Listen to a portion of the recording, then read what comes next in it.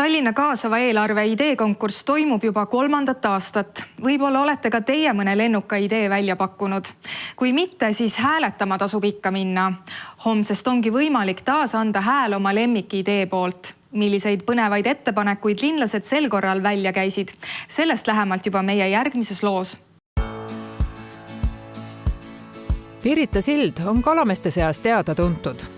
Praegu kalastushooaega ei ole ning kalamehigi on vähe, küll aga pidavat olema kevadistel varahommikutel sillal raske kohta saada. Elupõlise Pirita elaniku ja kirgliku kalamehe tütre Kristiina Sandra sooviks on kaasava eelarve abil anda Pirita sillale uus väärtus ja hingamine. Ta oleks just kui kalameeste sild, aga ta oleks ikkagi mõeldud kõikidele, et ta ei oleks lihtsalt sihuke läbikäigu sillake, vaid et ta annakski inimestele võimaluse nautida seda, mida sa siit silla pealt tegelikult näed. Kristiina Sandra visioonis võiks anda silla reelingule uue värvi, samuti võiks sillal olla välja toodud info Pirita jõe kalade ning kalastamise tingimuste kohta.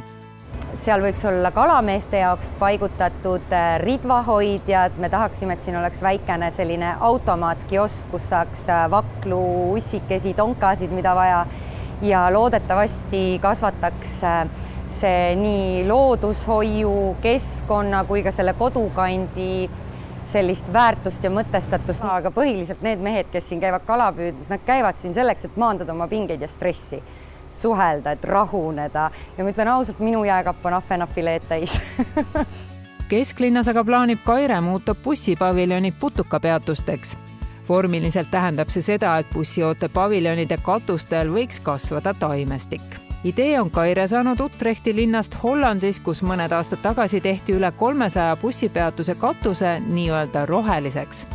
Et ei oleks selliseid tühjalt seisvaid igavaid pindu, vaid bussipeatuse katusele saaks panna taimed, mis oleks väga hea linnaõhule, oleks ilus vaadata, aga mis kõige tähtsam, aitaks kaasa linnas liigirikkuse säilitamisele. Kaire on mõelnud ka selle peale, kuidas selline idee ka praktiliselt teostuda võiks. Selline spetsiaalne konstruktsioon, mis kannatab selle raskuse ära, mis hoiab vihmavett, hoiab seda mulda paigal. Lihtsalt on vaja natukene nagu lisameisterdamist seal katusel.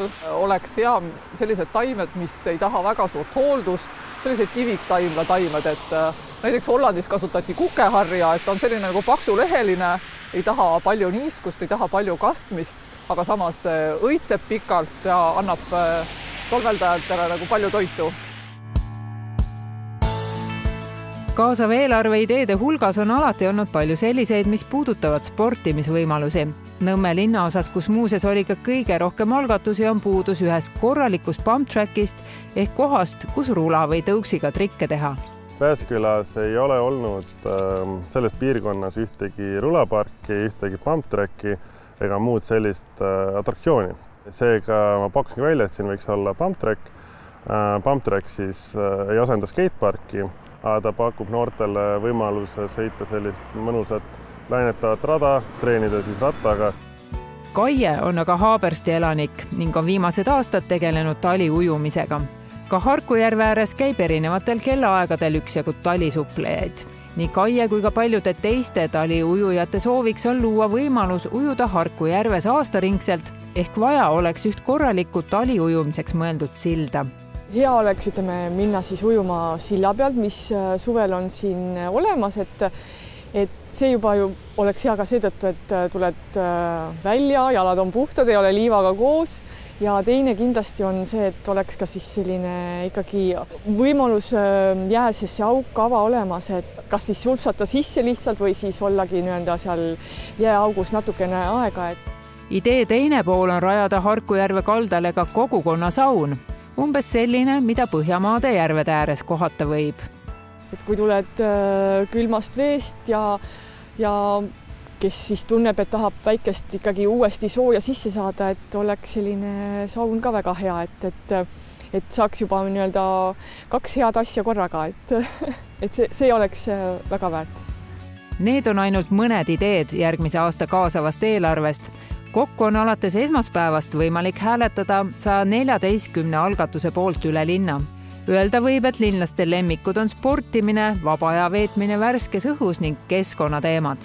Ja ma arvan, et see ongi selline peamine üldfilosoofiline kaasava eelarve eesmärk, et luua inimeste siduvust linnaga. Mida rohkem inimesed on huvitatud selles, kuidas linn kasvab ja areneb, seda tegelikult kiiremini ja efektiivsemalt linn areneb.